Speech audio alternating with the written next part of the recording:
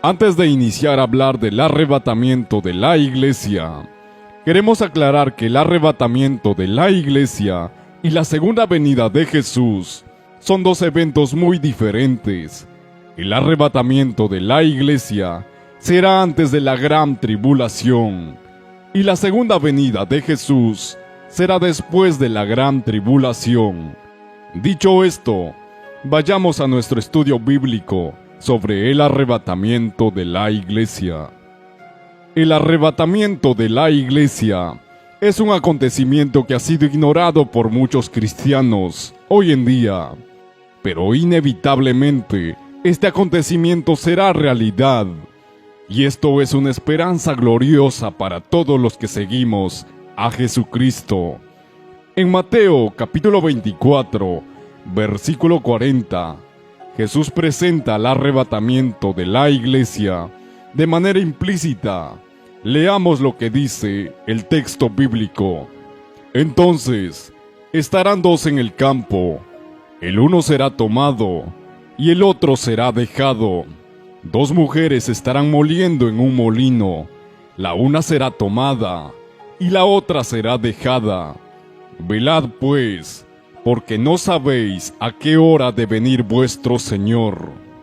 En este versículo, si bien Jesucristo estaba hablando del arrebatamiento de la iglesia, pero no de manera clara, por lo cual era un misterio que no era muy conocido entre los cristianos. Pero fue el apóstol Pablo, por revelación de Dios, quien nos dio a conocer este misterio del arrebatamiento de la iglesia. Leamos lo que dice en 1 Corintios, capítulo 15, versículo 51.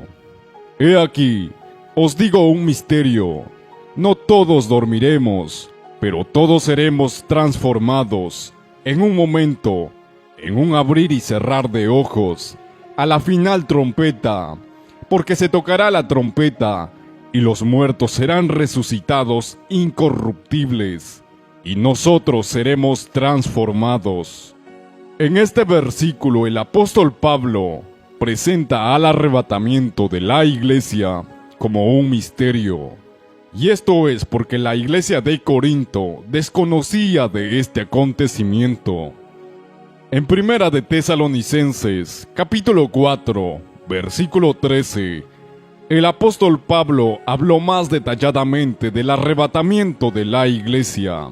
Leamos lo que dice el texto bíblico. Tampoco queremos, hermanos, que ignoréis acerca de los que duermen, para que no os entristezcáis como los otros que no tienen esperanza. Porque si creemos que Jesús murió y resucitó, así también traerá Dios con Jesús a los que durmieron en él. Por lo cual, os decimos esto en palabra del Señor, que nosotros que vivimos, que habremos quedado hasta la venida del Señor, no precederemos a los que durmieron, porque el Señor mismo, con voz de mando, con voz de arcángel y con trompeta de Dios, descenderá del cielo, y los muertos en Cristo resucitarán primero. Luego nosotros, los que vivimos, los que hayamos quedado, seremos arrebatados juntamente con ellos en las nubes, para recibir al Señor en el aire, y así estaremos siempre con el Señor. Por lo tanto, alentaos los unos a los otros con estas palabras. Con estos versículos creemos firmemente en la doctrina que el Señor Jesucristo vendrá por su iglesia. Los muertos en Cristo resucitarán, y los que estemos con vida seremos arrebatados juntamente con los que resucitaron, y en el aire nos encontraremos con Jesús, y así estaremos con Él para siempre. Ahora bien, hoy en día existe un debate muy grande si la iglesia pasará por la gran tribulación. Este debate ha generado mucha confusión entre los cristianos. Y así como existe confusión hoy en día, así también existió confusión en la iglesia de Tesalónica en los tiempos del apóstol Pablo. El apóstol Pablo, en la primera carta a los tesalonicenses, habló claramente del arrebatamiento de la iglesia. Los hermanos de la iglesia de Tesalónica creían firmemente en la doctrina del arrebatamiento de la iglesia, pero la duda nació en ellos, dada la persecución que estaban atravesando. Los hermanos de la iglesia de Tesalónica estaban siendo perseguidos de una manera muy terrible. Por esta razón, ellos pensaron que se habían quedado en el arrebatamiento y que estaban en la gran tribulación y que el día del Señor estaba cerca. Sin embargo, el apóstol Pablo, al enterarse de las dudas que había en la iglesia tesalónica, decidió escribir la segunda carta a los tesalonicenses. En el capítulo 1 de esta carta, el apóstol Pablo inicia hablando de las persecuciones que estaban atravesando la iglesia de Tesalónica. Leamos lo que dice en 2 de Tesalonicenses, capítulo 1, versículo 4. Tanto que nosotros mismos nos gloriamos de vosotros en las iglesias de Dios, por vuestra paciencia y fe en todas vuestras persecuciones y tribulaciones que soportáis. En este versículo podemos ver claramente la terrible persecución que estaba atravesando la iglesia de Tesalónica. Como ya lo dijimos antes, por esta razón, ellos pensaron que estaban en la gran tribulación y que el día del Señor estaba cerca. Pero en el capítulo 2 de 2 de Tesalonicenses, el apóstol Pablo aclaró todas las dudas que había en la iglesia de Tesalónica. Leamos lo que dice el texto bíblico.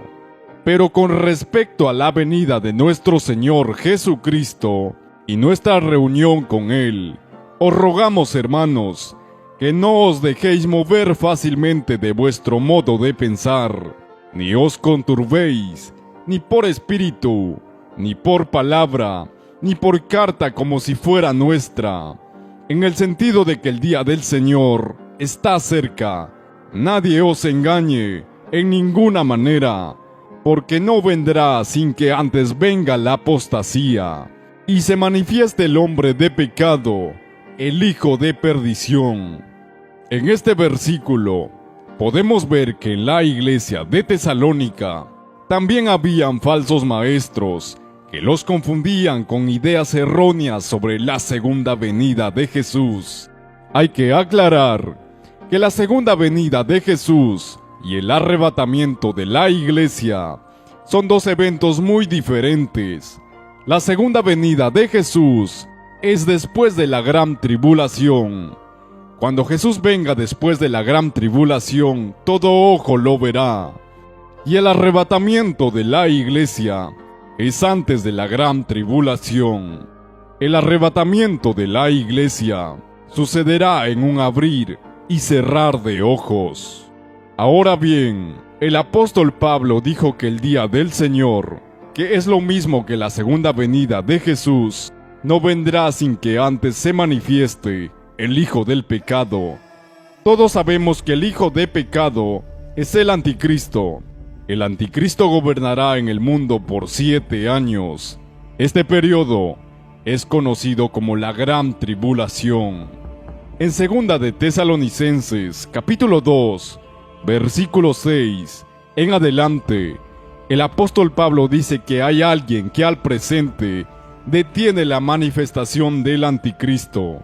Pero una vez que ese alguien sea quitado de en medio, entonces se manifestará el anticristo, el hijo de perdición, a quien el Señor matará con el espíritu de su boca y destruirá con el resplandor de su venida. Ahora bien, la pregunta es, ¿quién es ese alguien que detiene la manifestación del anticristo? Ese alguien es la iglesia. Después que la iglesia sea arrebatada, se manifestará el anticristo para hacer su gobierno mundial de 7 años. Y al final de los 7 años, Jesucristo descenderá del cielo con la iglesia que fue arrebatada antes de la gran tribulación. Por lo cual, llegamos a la conclusión de que la iglesia no pasará por la gran tribulación. Ahora bien, ¿Cuándo será el arrebatamiento de la iglesia? La Biblia dice que el día y la hora nadie sabe, ni aun los ángeles de los cielos, sino solo Dios. Pero a pesar de todo esto, Jesucristo en Mateo capítulo 24 dio a conocer a sus discípulos algunas señales que sucederán antes de su segunda venida. Y también dio a conocer algunas señales que sucederán antes del arrebatamiento de la iglesia. Ahora bien, el versículo 32 del mismo capítulo 24 de Mateo, cuando Jesús terminó de dar las señales, dijo: «De la higuera aprended la parábola. Cuando ya su rama está tierna y brotan las hojas, sabéis que el verano está cerca. Así también vosotros, cuando veáis todas estas cosas, conoced que está cerca, a las puertas. De cierto os digo, que no pasará esta generación hasta que todo esto acontezca». Según muchos estudiosos, afirman que la higuera representa a la nación de Israel. Y esto es porque en algunos pasajes bíblicos se le compara a Israel con una higuera. Ahora bien, Israel por más de 2 milenios estuvo sin un lugar territorial a la cual llamar nación. Pero en el año 1948, Dios permitió que Israel resurgiera nuevamente como nación. Y esto era a lo que se refería Jesús cuando dijo: «De la higuera aprended la parábola. Cuando ya su rama está tierna y brotan las hojas, sabéis que el verano está cerca». Jesús también dijo que no pasará de esta generación antes que acontezca todo esto. Ahora bien, ¿qué quiso decir Jesús con todo esto?